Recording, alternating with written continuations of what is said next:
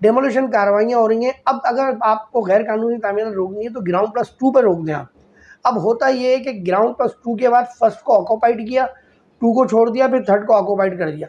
जब first occupied हो जाता है और सेकंड छोड़ दिया जाता है तो सेकंड की छत नहीं टूट सकती, ज़ाहिर है फर्स्ट ऑक्यूपाइड हुआ है।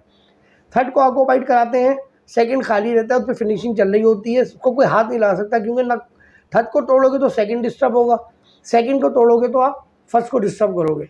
तो बिल्डर और तामीराती काम करने वाले इस तरीके से काम कर रहे हैं। तो मैं ये समझता हूँ कि अब ग्राउंड प्लस 2 पे तामीरात रुकना चाहिए, ऊपर होना ही नहीं चाहिए। अभी भी जो है कई इलाकों में कॉस्मेटिक डेमोलिशन का सिलसिला जारी है, हम उसको मॉनिटर कर रहे हैं, सेंट्रल न्यूज़ भी मॉनिटर कर रहे हैं उसको, और हमारी एनजीओ भी मॉनिटर कर रही है।